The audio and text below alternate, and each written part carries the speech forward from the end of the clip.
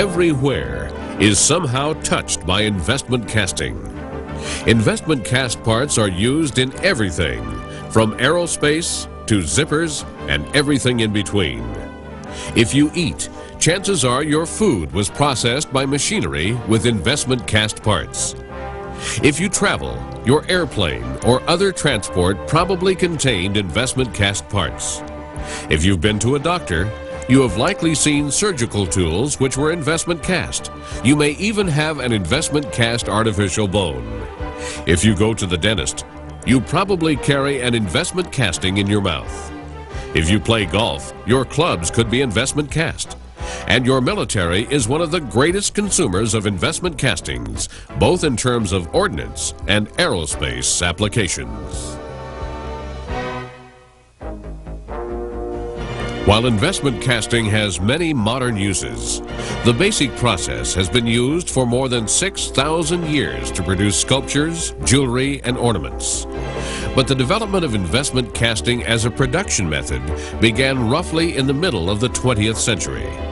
The industry has grown steadily since that time, and today enjoys annual sales in the United States alone of more than $3 billion. Investment casting is the only metalworking process to produce net cast parts. A net cast part is one which is usable as is, without expensive and time-consuming machining, welding, and multiple assembly. Investment casting can, and frequently does, do all these things. Investment casting saves time, money, and materials.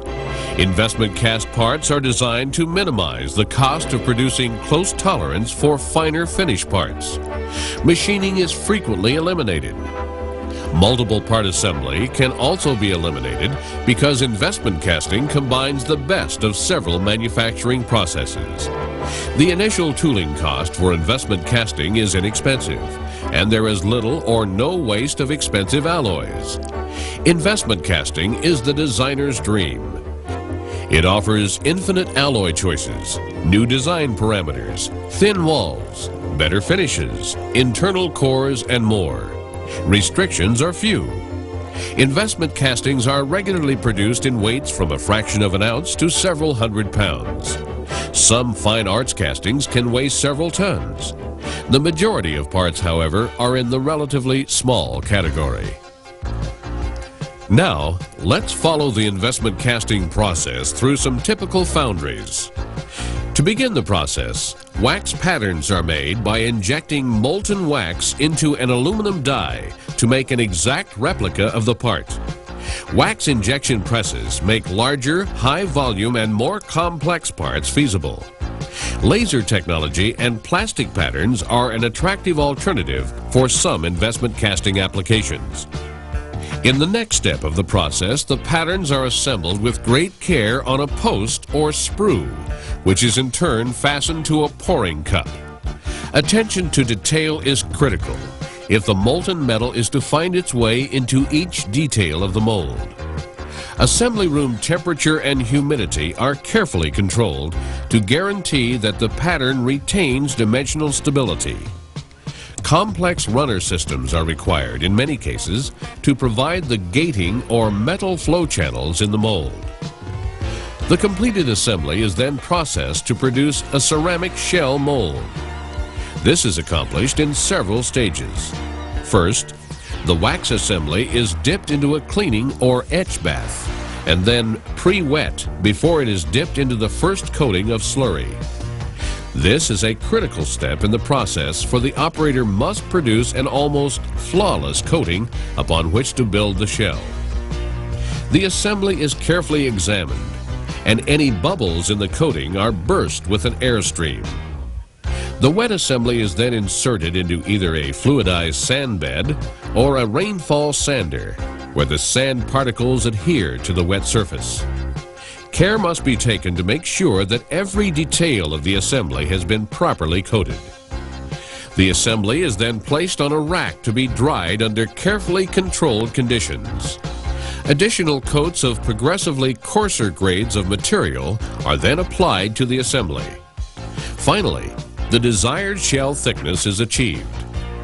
The shell production process lends itself very well to automation. Robots have been developed to carry out the shell build-up sequences. Such equipment is programmed to follow the normal hand-dipping procedures to reduce labor costs and to remove variables of a manual operation. If we take a typical assembly and section it, we can see how the ceramic coating faithfully follows the contours of the wax patterns. And when the wax is melted out, a precise cavity remains into which metal may be poured. The next step in the casting process is to remove the wax and fill the mold with hot metal. The removal of the wax is usually a two-step process. First, the major portion of the wax is removed in a steam autoclave. Next, the shell is placed into an oven where the last remaining wax is burned out and the ceramic shell fired. The metal, which has been melted in an induction furnace, is poured into a transfer ladle. It is then poured into the preheated shells and allowed to cool. Different types and sizes of ladles are used, depending upon the size of the part to be cast and the alloy being poured. In some cases, the shells are placed into fluidized sand beds for pouring. Light alloys are generally handled quite differently. When the metal has reached the right temperature, substantially lower than in the case of ferrous metals, it is usually placed in a special chamber and poured in a vacuum. The last stage of the process is to remove the shell from the newly formed cast. After the molten metal is cooled, the ceramic shell is removed either by vibratory methods or with high-pressure water jets. In some cases, the remaining shell material is removed in a blasting cabinet, with the resulting casting assembly looking exactly like the wax assembly previously seen. The individual castings are removed from the assembly through the use of high-speed cutoff wheels and then cleaned in a salt bath. The gates are removed by grinding, and final cleaning is done in a variety of finishing machines. A minimum amount of hand finishing is required when parts are properly cast. Heat treatments are often used to enhance physical properties, and other options frequently improve the already fine finishes of the investment casting. Some parts require careful gauging for possible distortion, and representative samples of every run are carefully checked by quality assurance for strict conformance to specifications. In summary, the investment casting begins with a wax pattern made by using a die. The pattern is mounted with others on a tree or assembly. Next, the assembly is given a fine pre-coat of stucco, followed by several coarser coats of stucco.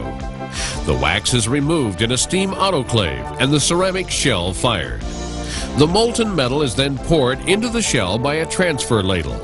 After cooling, the ceramic shell is removed by vibratory methods, and the finished casting appears looking exactly like the original wax pattern.